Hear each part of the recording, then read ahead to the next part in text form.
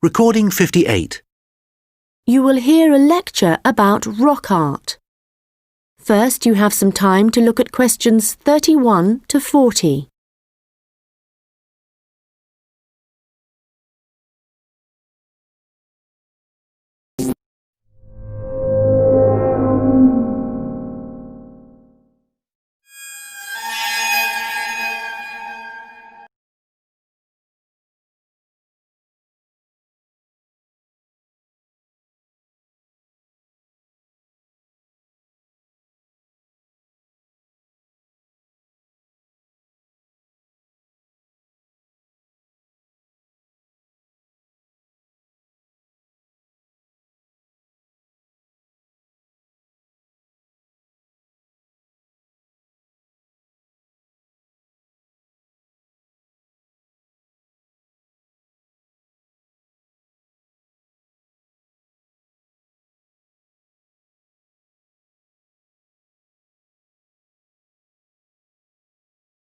Now listen carefully and answer questions 31 to 40.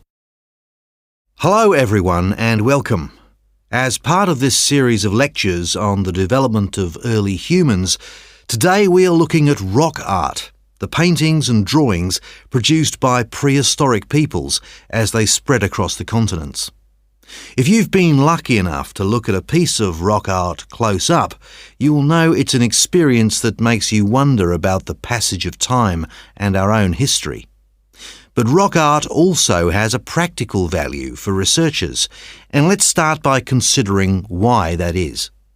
Firstly, it provides vital information about the way that people evolved, information not always easily obtainable from excavated artefacts alone.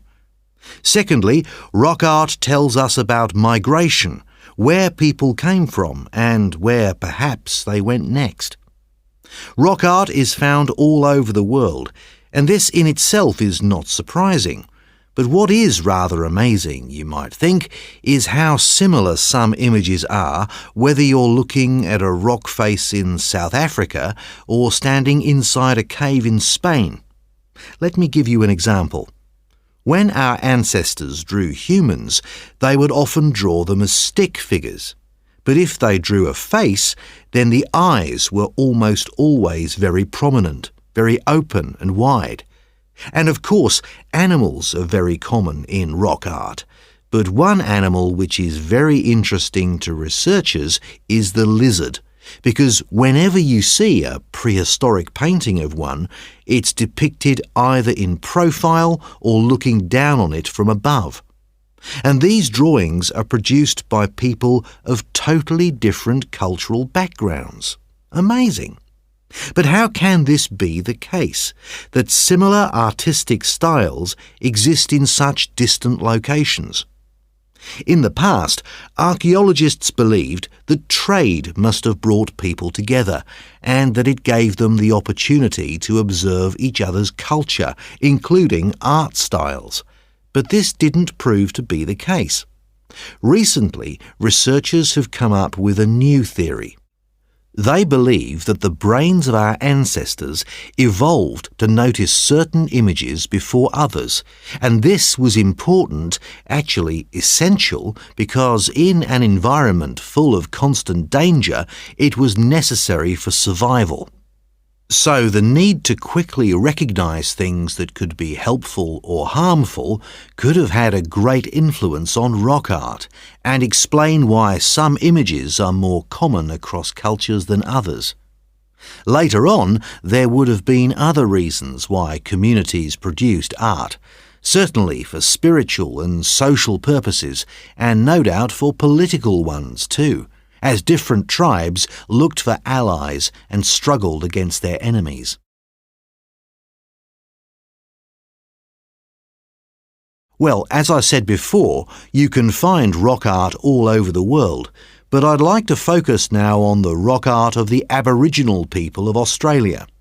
The images that survive in this part of the world span at least 20,000 years.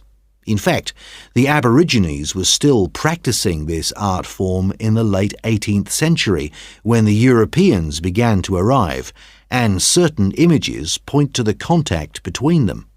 For example, the Aborigines began to draw ships which they would have seen along the coast. It's hard for us to imagine what they must have thought when these first began to appear. Another image that is evidence of European arrival is that of horses, an animal that would have been very alien to the Australian landscape. It isn't actually known how many sites there are across Australia where rock art can be found, but unfortunately we do know that much of the art is being lost to us.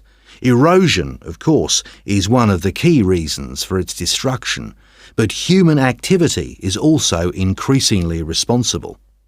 Since the 1960s, industry alone has destroyed around an estimated 10,000 pieces of art.